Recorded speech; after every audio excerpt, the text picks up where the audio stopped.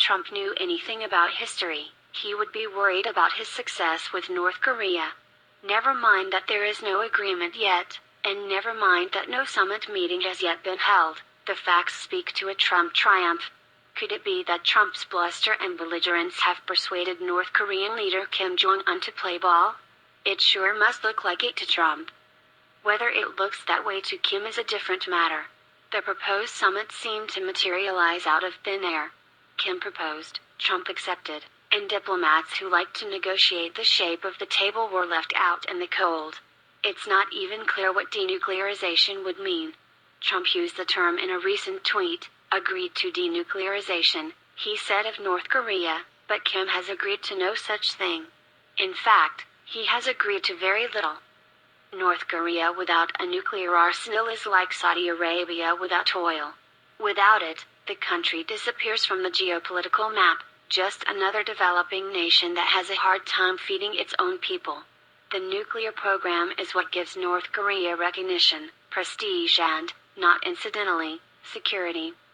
After Muammar Gaddafi gave up his weapons, his country went from being a regional player to a sandbox. When Ukraine abandoned its program in 1994, it got security guarantees from Britain, the United States and Russia. In 2014, that very same Russia invaded the eastern part of the country and Britain and the US did nothing. These lessons are not lost on Kim. He and his father, Kim Jong-il, yearned for their country to be recognized as an important power. They wanted a seat at the proverbial table. Nuclear weapons get you to the table. And now, without conceding very much, North Korea just gotta sit down with the United States of America. It never happened before because previous Washington administrations wanted some guarantee of success in exchange. Kim apparently got it free. He must have read The Art of the Deal.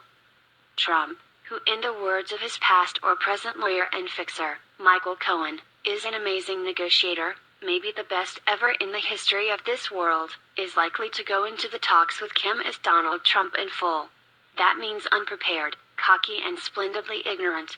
He only recently discovered that the Korean War ended with an armistice, not a peace treaty. Kim, in contrast, will have done his homework.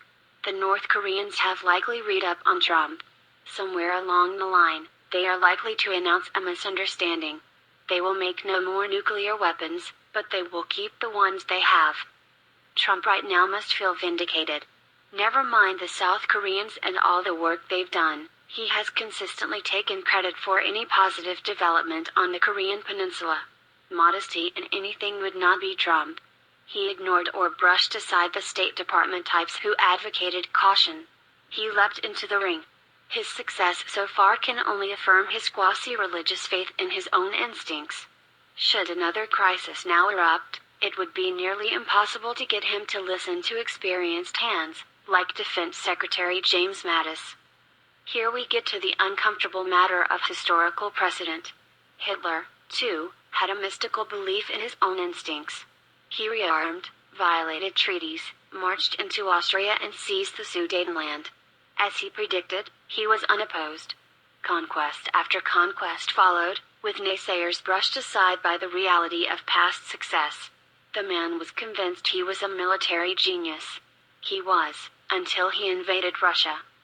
Trump is no Hitler, no fascist, no anti-Semite, no homicidal maniac.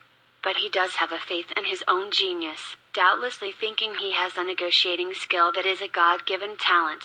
Such confidence is dangerous on the world stage. Foreign affairs is not like real estate development. Pride, not profit, can prevail. In the long term, a greater danger looms. Trump sees himself as someone who never fails. But Kim will not give up his nuclear weapon program, not the bombs, not the missiles, and Trump will exit the summit appearing a failure, with none of his one-time aides, H.R. McMaster, Gary Cohn, Rex Tillerson, to mollify him. No secret preliminary talks will obscure the result. The president, his prestige and his leviathan of an ego will be on the line, and war will be a greater, not lesser, possibility.